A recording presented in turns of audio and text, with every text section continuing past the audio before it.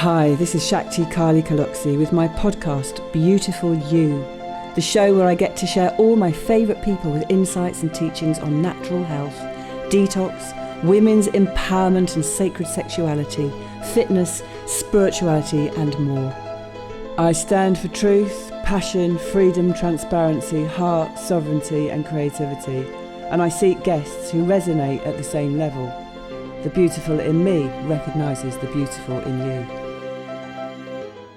Hi everybody, welcome to Beautiful You. I'm really happy today to have with me Jen McCarty. Hello darling. Hello, lovely to be here. Hello, Yeah. Shakti, everyone. Hiya, great to have you here. Now what I want to talk about today, because I've literally just recorded something last night about my experience with being part of the Twinflame universe community. Yes, I paid my subscription and I've explained everything in that podcast. I haven't actually had it released yet, but my fascination with Twinflames, and I was in Bali and I always do a course once a year, and I met some amazing women who are part of this community who were taking people into groups, and I got so much from it. And then of course everything started to go the red lights were, the flags were flashing at me, and I decided to leave based on realizing it was a cult. And I started speaking to a few people and I got immediately removed from the group. Then I was asked to be part of an interview, a documentary that was being made. I did my interviews. I was rather surprised that I wasn't chosen to be on the documentary until I watched the documentary this week. And then I thought, oh my God, this was far worse than from my experience, really on the periphery of the organisation. I just knew something was off. I was banned. I lost my money, but I didn't realise the extent. Now, what's happened as a result of this, Jen, and it's the reason I've contacted you, is that suddenly this week, since this Netflix documentary has gone out, and I'm part of some very small groups of people who were victims of this cult, and everybody is talking about this documentary now. It is up there. I don't know if it's number one on the documentaries on Netflix. I've never watched Netflix until this week. Me neither. Oh really? Yeah. That's I interesting. couldn't turn it on in my house. It was like this sort of like screen. I'm like, okay, I won't go to Netflix. Oh wow. Now everyone's talking about it, and I thought, well, you know, it's great that we're recognizing that these are people who are considering themselves gurus and are running a cult. But the aftermath of what's going on now is that there's a lot of vulnerable all age women and men who have been brainwashed. The cult is still going. Mm-hmm. Also, I realized that the whole Twinflame world and anything around Twinflames now is kind of scarred by what's going out at the moment. So I thought, I'm going to speak to somebody who I believe knows about Twinflames and can really put another perspective, because this is damaging in so many ways, and it's obviously becoming very big news. So Jen, first of all, for my audience, can you just say, I know loads of people know who you are, but just for my audience, can you just share a little bit about who you are, what you do, and then just talk to us about what a Twinflame really is? Can I ask you to do that, please? You can. I just want to get my book, because I think that is the best way to show who I am. Okay, cool. So I wrote a book called Twinflames in the Event. It's a very, very well loved Twinflames book, and it explains absolutely everything about Twinflames. I am Jen McCarty. I have a big group on Facebook called The Event Is Happening. I've written 10 books. I'm a musician. I've just recorded my album Love Songs to God. I'm about to host a retreat in Bali in a couple of weeks. I'm a spiritual teacher, spiritual activator, and all-round down-to-earth Londoner, really. And so that's why we love you. So yeah, I mean, I used to be a fashion designer, but then I had a massive spiritual awakening when I was 21 in India, chanting the mantra Om Namah Shivaya. And my third eye blasted open and I went into God consciousness, and I stayed there basically. And so this had it was like a near-death experience without the drama of dying, but basically the veil was completely obliterated. And I just went into sort of like angelic realms of consciousness where the angels were like communicating to me, and then I became really, really psychic. I could just like read people's souls, could see auras. Many spiritual gifts came online, and in a way I became initiated as a planetary elder, really, at age 21. And so I've lived my whole adult life in a state of sort of like, you know, very high level spiritual awakeness, really. But I never wanted to go public with my gifts because I sort of saw a pattern that as soon as someone went public with a spiritual gift, it suddenly became all about them. And I was like, it's not all about me, it's all about you. I don't ever, I'm not into that. And so I avoided that path of going public. But then I ended up having a connection with my twin flame on the 5D level, and this person is a sort of a well-known person, and it was communicated to me that I had to go public. If I was going to come into union with my twin flame, I had to go public. And basically we were on this sort of like path where I had to sort of match his level of sort of being known, you know, in the public arena, and he needed to match my level of spiritual gnosis. So that was the kick up the bum that I needed. So thanks to him, I went public with my spiritual gifts, and I started writing my blog in 2015. And it went viral quite quickly, my blog, actually. And people used to write to me and they were like, just like, we're so grateful that someone gets it, like someone is speaking to us. Because I was like, when I wrote my blog, I was like, I'm gonna speak as though my audience is at the same level as me and they have the same level of understanding. So I just went in there with very, very high level information right off the bat, and there was this whole massive group of people that were just ready for that vibration of conversation. And so I built up my community really, really quickly, and so that's a bit about me. And then I ended up writing my books. I love that. And that intrigues me that intrigues me. I love that you went in at the level that was your level, and found people to match that. Yeah. That's awesome. I used to get emails all the time from people saying, I've been waiting for you, like all these other twin flame teachers. There's a sort of like they think they're better than, they think they're more superior, and there's all this kind of ego in the transmission, and they were like, oh, there's no ego in your transmission, you know. And so somehow it just I see myself as like a mother hen, really, and everyone that, you know, and I help people awaken. And sort of like the mother hen is like sitting on the eggs, like, you know, and she's incubating them, and she's sending in the information and the codes. And it's like, that's what my teachings are very much like. They're activating you. They activate you from the caterpillar consciousness, the 3D caterpillar consciousness, to the 5D butterfly consciousness. Like, that is my job. I'm a spiritual activator, and I've helped thousands and thousands of people, you know. So that's a little bit about me. With the twin flame thing, I've always known that I was a twin flame ever since I was a little girl. I used to, when I was very young, I had a memory of my twin, that it was a male, and that he was out there, and I used to talk to him. I used to go, oh, we're both under the same moon, and we're both under the same stars, and, you know, and I'm here, and I'd send sort of like pulses of, you know, telepathy to him from a very, very young age. And then when I was I was just going to say, because I think that my audience, like, I think they probably don't match that level of understanding around twin flames. And I know that I don't. I mean, one of my teachers I listen to is McCarty. And when I listen to McCarty, it's like I just resonate, and I'm curious to know what you think about what McCarty says about twin flames. And when you give a transmission, I just get it. But I wouldn't be able to repeat or share. And I think one of my things in this lifetime is about connecting people and showing people. And so I just want to invite you to just share with us, what is a twin flame?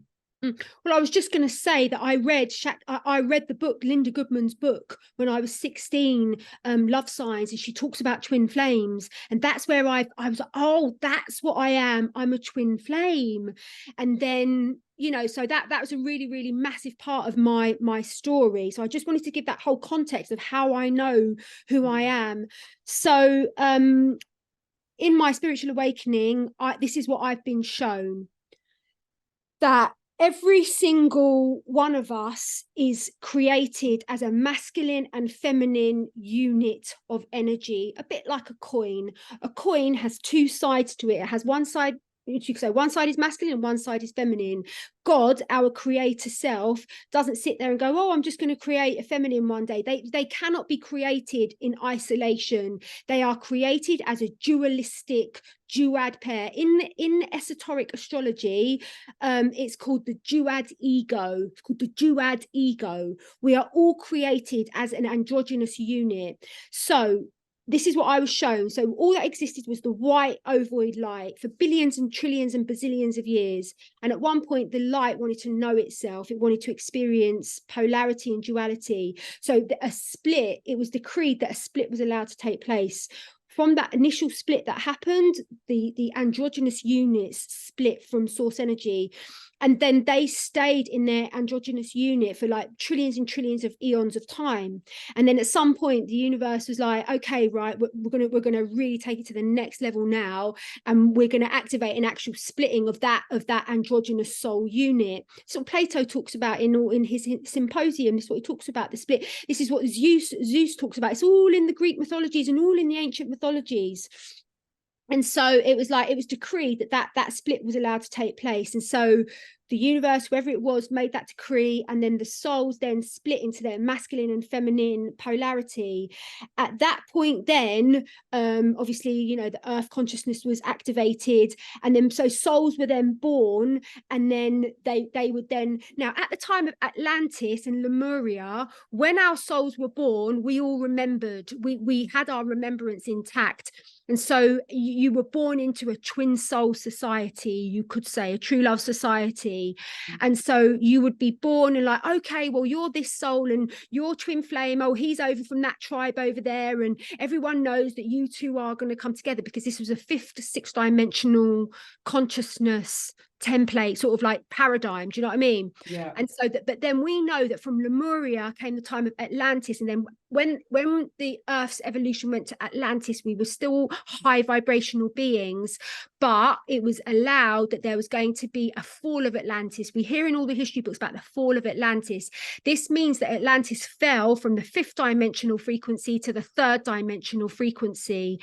And so this is what happened was that when we existed in Atlantis, our DNA was structured in a 12-strand patterning. It created a diamond shaped patterning. Our DNA is the roadmap home to remembrance of our divinity.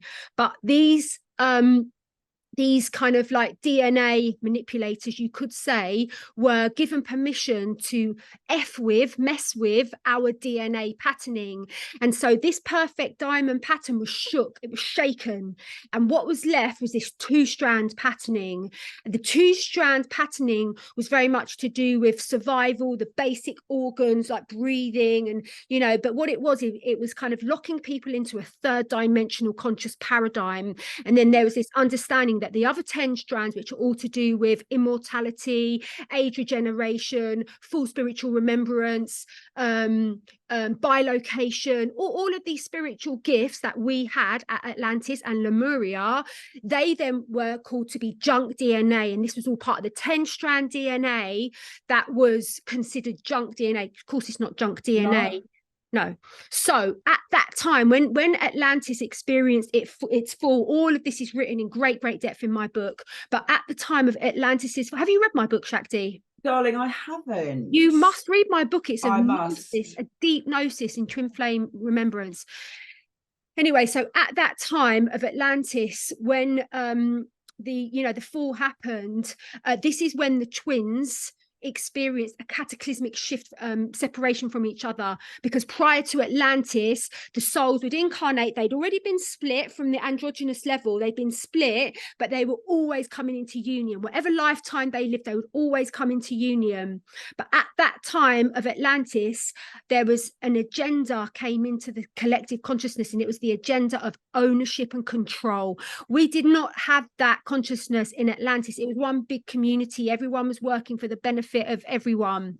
But this idea, this kind of like Martian patriarchal energy was allowed to infiltrate the fifth dimensional paradise template.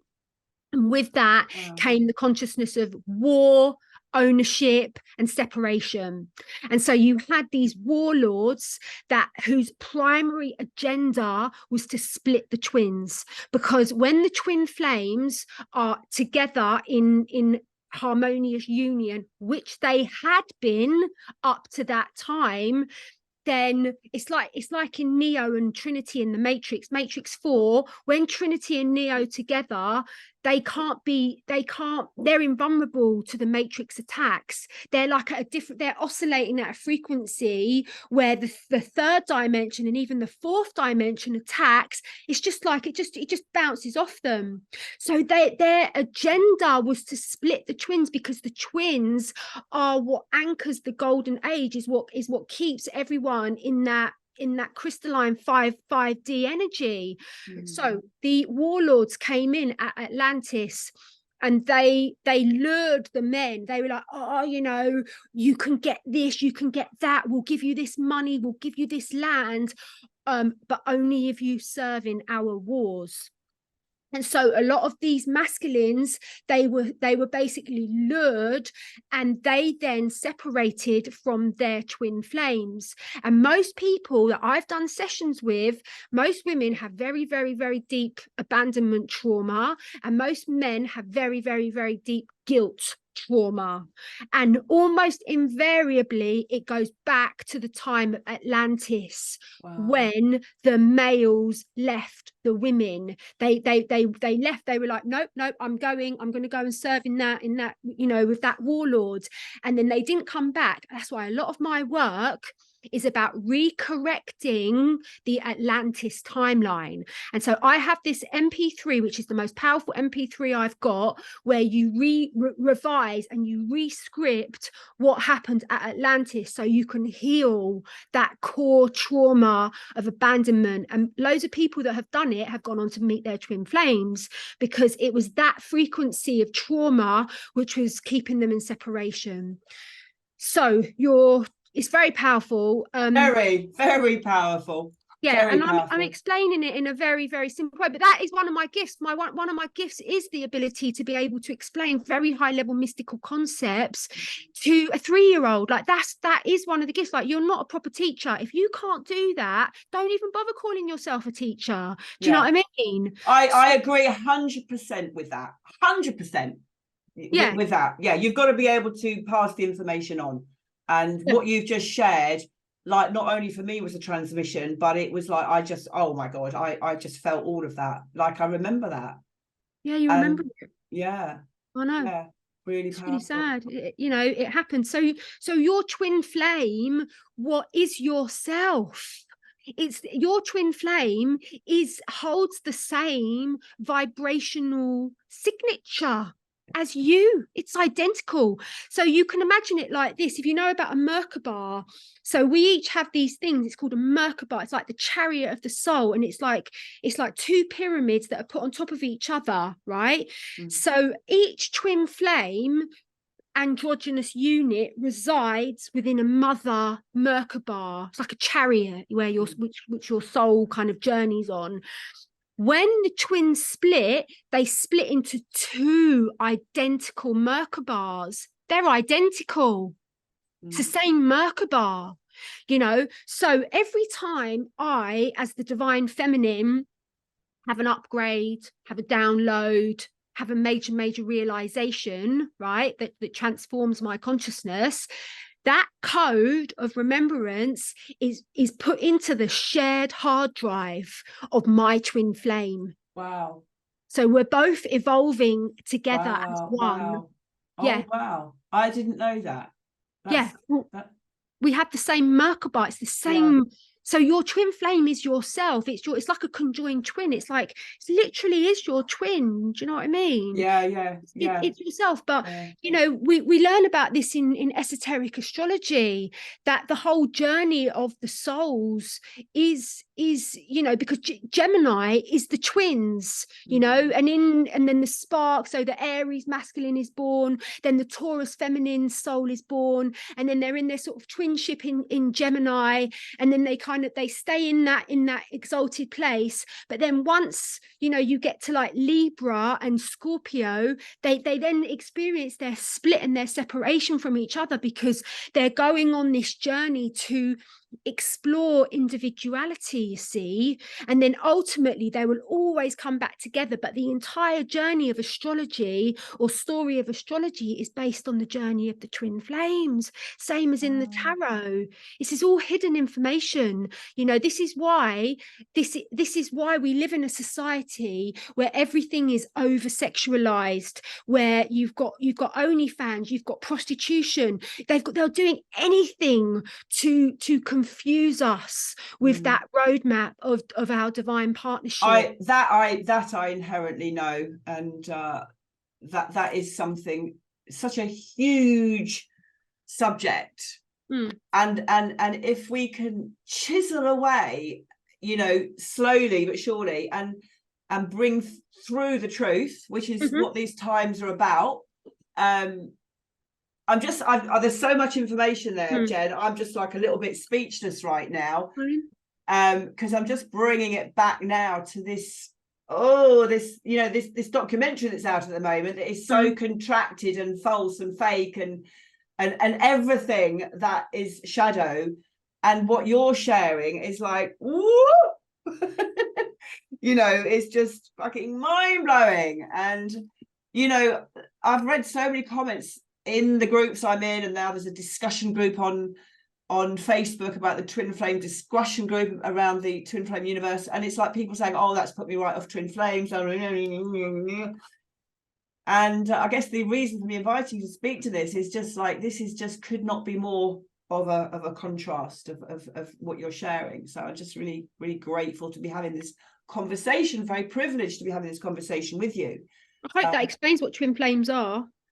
It does. It really does. And I'll have to listen to this again and take it in again. But it's like, I'm just really, really loving hearing what you're saying, and the truth, and where this is coming from in you, and how it moves into. I didn't realize that the whole astrology was based on twin flames. Fascinating. This book explains it. This is called The Light of Egypt, Volume 2 by Thomas H.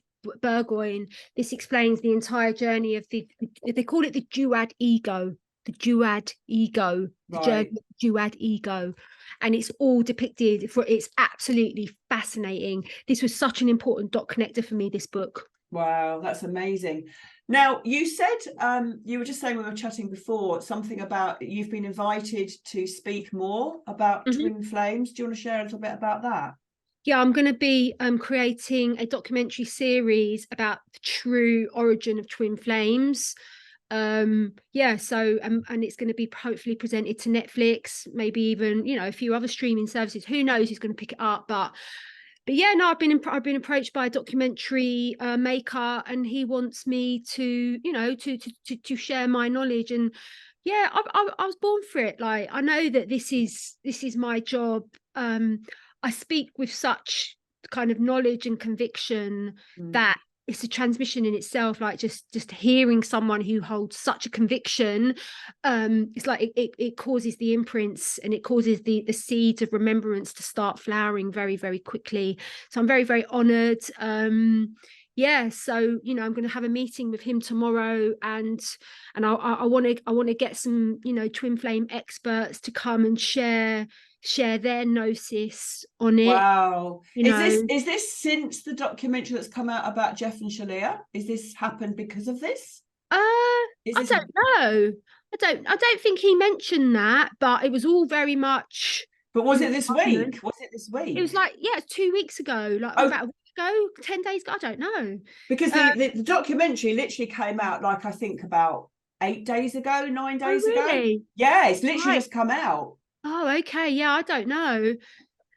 Maybe I'll have to go back and read the email. I can't remember if there was a direct correlation, but I think, you know, on a sort of like collective consciousness level, like it is, because at the end of the day, you know, like I'm a twin flame teacher, I'm a manifestation teacher, I'm a sort of meditator, I've got loads of strings to my bows, you know what I mean? And I was like, okay, well, the twin flame, everyone knows what I know about the twin flame. Just read my book. I'm not going to really be focused on the twin flame teachings as much. But then spirit guided me to watch that documentary. And then the next day I made a video which has been viewed by a lot of people about my opinions on that documentary. Is it on a YouTube channel? Because I can put the link below. Yeah, it's on a YouTube channel. Yeah, my YouTube channel. I'll send you the link. But what it did was, like, I was like, right then, come on then. You want to like suck that one for the twin flames, right? Well, that means that I've now got to step up, and I've got to be a clearer voice. I've got to be a much more stronger voice, you know, and really, so I, you know, let's harvest the gold from that attack. Because even though I'm glad that documentary was happened for those victims and for all the other people in the cult, for them to wake up, I'm happy about that. I do think it was a bit of a attack on the twin flame awakening, because, you know, but they're trying to lump it in like something so dark and toxic, and they're putting it together with twin flames, which is so exquisite and so important. Do you know what I mean? So I'm like, I'm having it. It feels like divine timing, actually. Yeah. This is the split that's happening everywhere, you know, and this is why it's coming up now. And what a wonderful opportunity for I hope people listen to this video, this podcast, and share it. It will be out on Spotify and YouTube and what have you. And I think anyone who's got an opinion around the film, the documentary, really ought to have a good listen to this, read your book, and then make an informed decision about what it's all about. Absolutely. Yeah.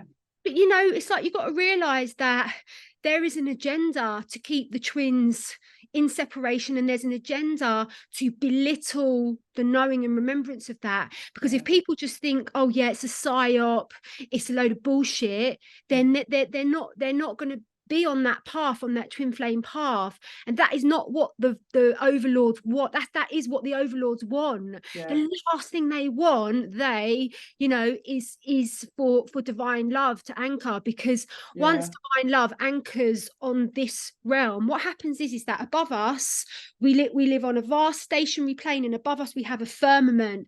And when the twins come together, they actually pierce a hole in the firmament. And I believe this is where all the stars come from, that a star is born through the remembrance of each twin flame union, because it actually pierces the firmament. Once the firmament is pierced, it enables God's light from the highest spiritual realms to pour into this realm, and that's what they are trying to stop. Yeah. And what would you say, because two of the women that kept me going in the twin flame journey, if you like, and doing the course, actually really gave me an incredible gift, and I put that in my podcast that I've got to publish right now. But they activated me in a way where I was able to then take my coaching to a deeper level. Like, there were some really good people in that community. Now, as far as I know, at least one of them, who lives in London, who was the first woman that introduced me and gave me my little interview and, you know, talked to me about it, what it was about. And then I had a few coaching sessions with her before I joined. She's still in the community. The community is bigger than ever. They haven't taken them down. They're still going. And she's there, clearly brainwashed. What are your thoughts about the fact that they're still going, and that there are still people in there that were pure-hearted, beautiful souls, and are defending this organization? What would you say to that? Well, I went down a sort of cult rabbit hole after I saw Escaping Twin Flames, and I watched quite a few documentaries about NXIVM, about Keith Rainier, and so what you understand is that, I mean, God knows how these psychopaths operate, but there is just something that happens to some people where they get hooked into this kind of like megalomaniac. Like these cult leaders, they're megalomaniacs, and they obviously have a certain amount of charisma, but a lot of it comes from love bombing. Like one of Jeff's major things that he does is that he love bombs people, and then it's like, oh wow, the leader thinks I'm so important, oh my good God. And that love bombing completely scrambles their brain, their normal sort of like functioning brain, and they're like, oh my God, this man who's got all this power and all this money and all this influence, he thinks I'm so important. Oh my God, I'm willing to sacrifice my life for him. Oh my God, I am. Do you know what I mean? And it's like this, it's this weird scrambling of the brain that happens, you know. Because I noticed he was giving people titles and roles, like big roles, like really sort of like sounding important names, you know. You're you're the head director of marketing, or you're the lead director, you know, like these names, that corporate names he was giving. You see, I started questioning so much, and in the end I was watching it like I was watching I don't watch what do they call, not sitcoms, Wimbledon, not even Wimbledon, no, a soap opera. It became incredible. What kept me in it for a few months was this particular woman who was she'd been a pastor. Is that how you say pastor? Pastor. And I was in a small group, and we were doing these beautiful like little heart circles, and she was amazing. But when she said one day, she said, you know, oh no, she said, you mustn't call him Jeff. You know, he's the guru. And I sort of thought, what? Him a guru? No, they're the guru. And I said, I at that point I was out. Like I was out on every level. I thought, what's happened to this woman? She's such a loving woman. We were doing so much work around, you know, really connecting to the part of you that was needing love, you know, whatever was going on for you, you know, just really giving that part of you love. And the language was all around the heart circle stuff I do, and it just fitted in beautifully. And I was having amazing results with my clients, and I was tuned into a very beautiful frequency. And I was ignoring what was going on in the main group, because it was all getting absolutely unbelievable. It was like watching a soap opera. I mean, it was insane what I was watching. They were putting people together and telling them they were each other's twin flames. And well, I mean, it was comical. But when she said I had to call him my guru, I was out at that moment. And of course, I put something in the main group, had like 40,000 people in it. And I just started putting little things. I mentioned the word guru or cult. And within minutes, I was blocked, you know. So they were blocking people left, right, and centre. But I was one of about 8 people, who received an email threatening to take me to court for liable, you know, this, that, and the other. And it was so awful, this email, that I actually just switched off from the whole thing and didn't take any notice until I was included in a small Facebook group called the Victims of Twinflame Universe. And I didn't pay a lot of attention to it because I'd moved on. And I say, it wasn't really until I had a phone call from someone saying, would you talk on this documentary? We hear you were one of the people that was sort of calling them a cult. And I said, yeah. And I told them the story. And then I wasn't in the documentary. I had a few interviews. And then lo and behold, suddenly people are talking about the Twinflame Universe documentary being out in my little group, watched it. And I'm like, oh my God. And Elle, who was in the video, I went back into my messenger group, in Messenger, and looked up the name Elle, and discovered that Elle was the woman I'd been chatting to, saying, this is insane. What are they doing? What are they playing at? You know, and she was in the documentary. But there were a lot of people. I tried to do a podcast this week with 2 women who were part of the documentary. They weren't actually featured in it. And when it came to it, they were too frightened to speak. And there's a lot of people in that community that are too frightened to speak. And someone even said to me, be careful. And it's like, no, I don't need to be careful. I need to speak and share and highlight what's going on. because it's damaging to the twin flame community, and it's damaging to so many people who have lost family members and have family members in this cult now, which is still growing. The Twin Flame Universe Facebook group is still up and running. The website's still up and running. And I imagine a lot of those people are going out of curiosity, but they're still thriving. And even today, in the mainstream media, it is being spoken about. So it really is a topic that is very, very current. And I think there's going to be an awful lot more being spoken about twin flames. So Good. Yeah, so I just want to, I'll look at little doggy. Gorgeous. What's he called? Archie. Archie, of course, of course. So it's been so good to hear all of this, Jen. I really appreciate you. I'm just wondering if there's any final words that you would like to share with my audience around twin flames, or what you're up to and what you're going to be doing. What would I like to say? I mean, a lot of my teachings at the moment are really focused on understanding about polarity and about the true role of the feminine and the masculine. And so I think I'd like to just share just a little tiny bit about that. So it's really important that we understand that our divine feminine polarity has received a very, very powerful attack through the Rockefeller idea of feminism and stuff like that, because the idea of feminism was to basically emasculate the feminine polarity, because the feminine polarity, she is God's daughter. She is the conduit that has been granted the powers to birth souls from the spiritual realm into the earthly realm. She is the goddess incarnate. And her role is to be her beautiful, exquisite, curvy, sensual goddess self, and to be the mother, to be the nurturer, and to be the leader on the spiritual level. The true role of the masculine is to be the protector of the divine feminine.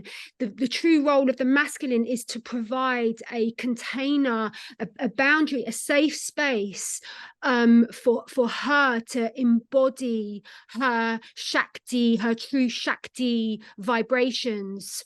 And so when the divine masculine understands his role to be the provider and primarily the protector and the leader on the third dimensional level, which means he leads all the earthly matters. It is his job to interface with the third dimensional linear world, and that is not her job. Her job is to not have to worry about that, so that she can focus on being the embodiment of the true Shakti goddess. That's her job.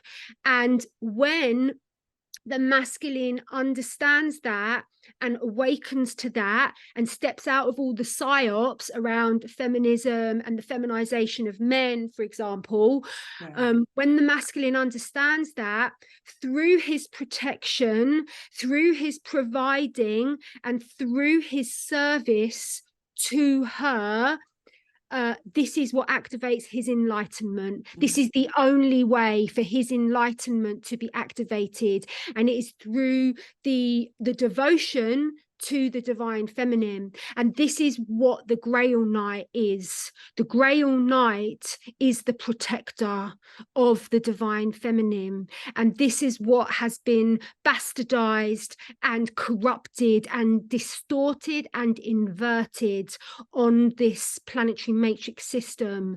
And this is what I'm writing a film at the moment, and it's about bringing back those true teachings of polarity. And so the divine masculine has been designed by God to awaken through his service to the divine feminine, but also through her embodiment of her Shakti, through her embodiment of her goddess vibrations.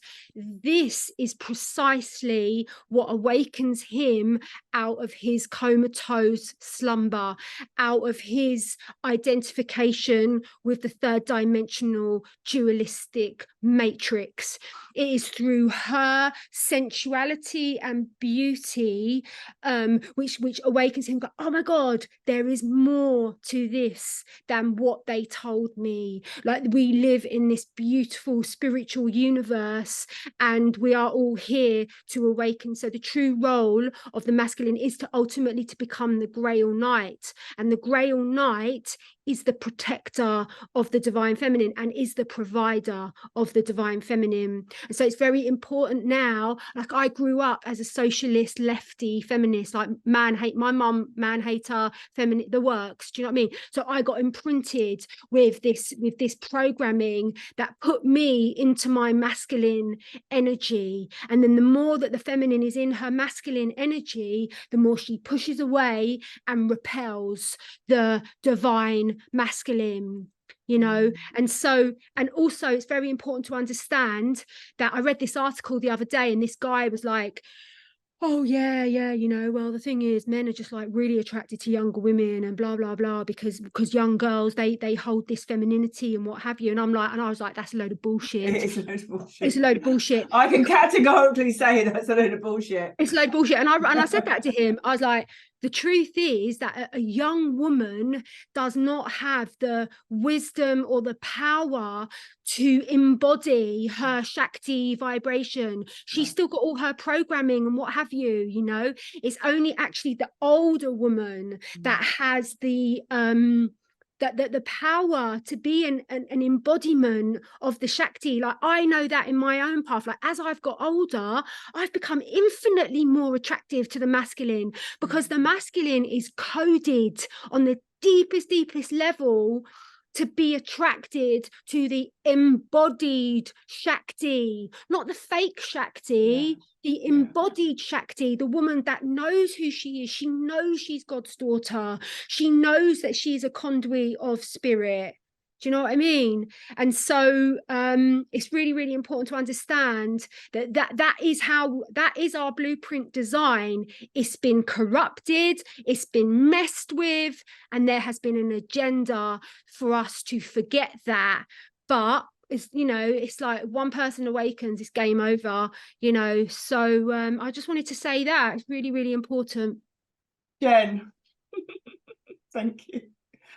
That touched you very deeply. How come? Why did that touch you very deeply, Shakti? It's this remembrance, it's this knowing. Yeah. You know, I am very blessed. I feel very blessed that my path has taken me where it's taken me. And I just did a Facebook, was it a Facebook or I can't remember. I just recorded something on sovereignty last night. Ironically, I've had to take it off Facebook because at the end I had a phone call and it was accidentally recorded. The first few seconds was recorded. So I've taken it off Facebook, but I'm going to put it on my YouTube channel and clip it off. But I was thinking about what sovereignty is to me and how my life has been so incredible, and my journey through life has been so incredible. And, you know, one of the things as a 62-year-old woman, Jen, that I get activated, any spiritual text, truth activates me from the yoni. I'm getting that tingling, that kundalini. I'm turned on very, very quickly, not turned on in the sexual way that we have been programmed. The only reason I know what I know is always through personal experience. So everything I teach is from my own personal experience, but I find that in my communities, such a disconnect between that Shakti energy that you speak about. And it's something I can't talk about a lot. And you just flooding me with all of that was like, I feel seen. Oh, thank you. Yeah, and it's like we've got to wake up now, and we've got to understand, like, men have been served up such an extraordinary disservice in our society, and it's very, very important that we help men awaken, you know. I have two boys. I have a 40-year-old son and a 37-year-old son, and I see firsthand what's happening for so many of you know, I say the young people. I don't even think my son's young anymore particularly, but I see what's happening in our culture, and it's just distorted. It's just not how it should be. You know, you see what girls are doing to make men happy, and the whole polarity thing on Facebook. I don't know if you know some of the polarity teachers, I'm sure you do, and it's just doesn't sit well. It's distorted. It's Well, there's this predominant idea that women must surrender to men. Men are the leaders. Men are the leaders. Women, but how the F is a woman going to surrender to a man who isn't coming from his heart? Exactly. Who doesn't understand who she is? It's like another cult. There's another cult. There's a lot of people talking about polarity in relationships online. And, you know, I just responded to somebody the other day who wrote something, and I said, may I offer my perspective on this? And she said, yes, please do. And I wrote quite a long comment, and I spoke my truth, and she was like, oh wow, thank you so much for being so genuinely raw and open. Now I get what you mean. And that gave me the confidence, you know, as somebody who's been through so much in my life, and to arrive where I am, I don't need anyone to reassure me that I'm connected to that, whatever that is. But for somebody who is already sort of like a spiritual teacher to say, oh wow, you know, kind of gives me the confidence to trust even more deeply in my own knowing, because I was a seeker for so many years, and now I realize that actually I really do have all the answers within me, and being able to recognize when it's ego, when it's my mind, you know, all the limiting beliefs, you know, all that starts being pulled in as well, like the whole, you know, everything we've ever learned, all the beliefs that I know it's slightly different to what you're talking about. However, in my world, this is all I can see, the connection between all of it, and that's why I love connecting with people and hearing what other people have to say about topics. And you have just, you know, you've just done something to me, and and I have to thank you for that, Jen. And yeah, it's like I see this movement of like this revival of and it's called the wild masculine rose, and it's like where men have to really understand their true sort of like blueprint, you know.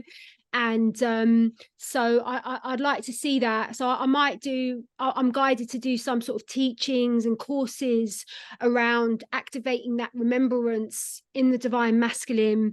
And you know, and this is all part of this whole transgender agenda as well. It's like they're just trying to mess with the basic kind of like level of our identity of as a man and a woman. It's like, oh no, you're not. If you don't feel like a man, you're not a man. It's like, no, sorry, but a woman has XX chromosome and a man has XY chromosome, and you can have all the surgery in the world, like, but if you've still got XY chromosome, don't try and say you're a woman, because you're not. You're a parody of a woman. You're a trans woman. Say that's what you are, but you're not an actual woman. Yeah, it's like and this is all connected to this agenda of trying to deeply distort and invert the true blueprint of God, you know. At the end of the day, I couldn't agree with you more. And that whole transgender thing is a whole another topic. There's another thing that I'd love to talk to you about another time, and it's the whole thing around the programming that we have had around aging. And I know that you've got a lot to say about that. And I would like to grab you again in the not too distant future and have a conversation no, that's about fine. that. But I want to just, one thing about the transgender agenda is that I just watched Married at First Sight, the series called Married at First Sight, and they had this one transgender person on it, and basically I was really disgusted with the way this person sort of like carried themselves, you know, because they're actually a man. It's a man, and the way this person was so crude on a sexual level, that a woman doesn't speak like that. A woman does not have that brain to go there, you know. And I actually felt very insulted as a woman that person was trying to say that they are my gender, because women don't carry themselves like that. We are not crude on that level. It's a violation. It's a violation. And the way and the clothes that they wear are so prostitutional. Like, women don't dress like that, but they're men dressed up as women. Like, that's what they are. Oh, I felt like a woman. Oh no, you've got XY chromosomes. You're a male. You're a male. All this. Oh, okay. Well, maybe I feel like I'm a dog. Doesn't mean I'm a freaking dog. No. I feel like a dolphin today. It doesn't mean I'm a freaking dolphin. No. Like, it's all bonkers, and I do feel the tide is slowly turning. I do follow it quite a lot.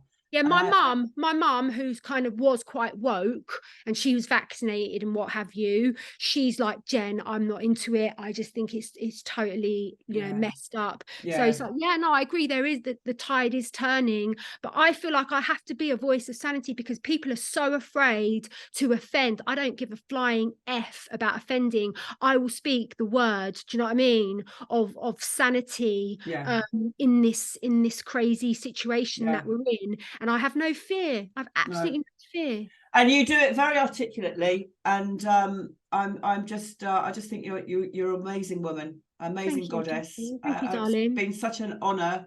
I know we've sort of been in and out of, you know, communicating, but this is the first time we've actually sort of sat and had a really good conversation. I've really enjoyed having you on this show.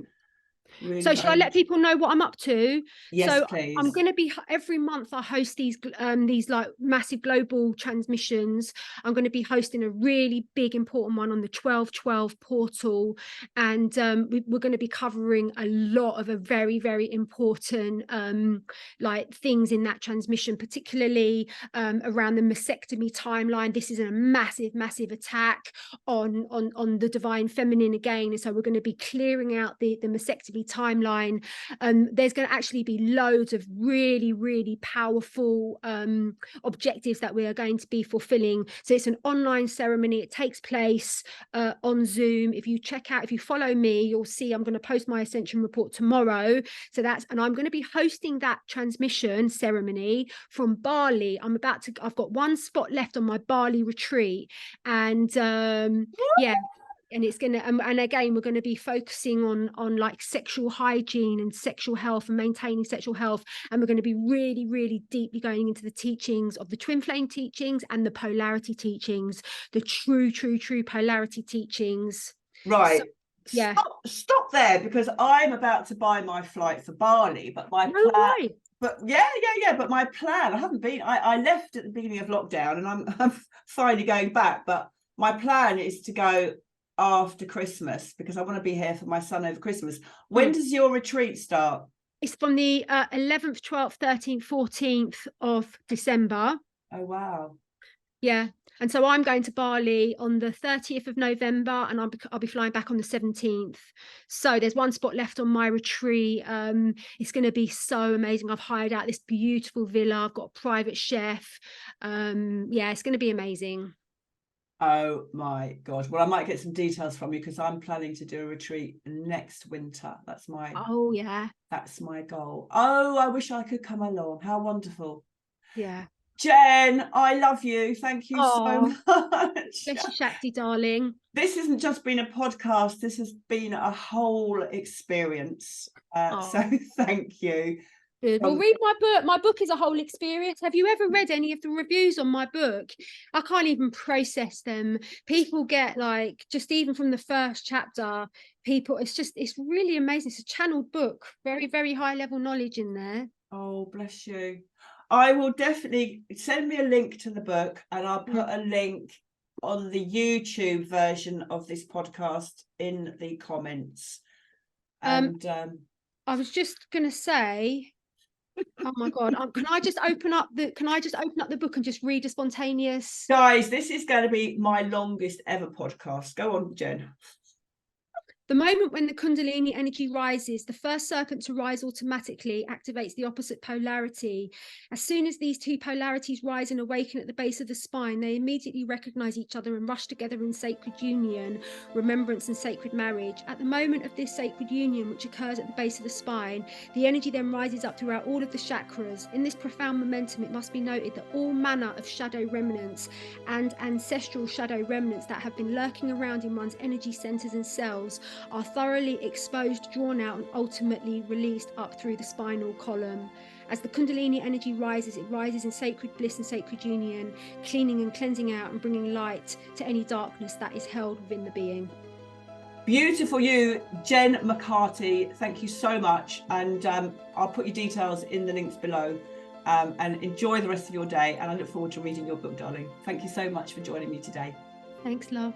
Lots of love. Take care. Bye. Bye, sweetheart. Bye-bye.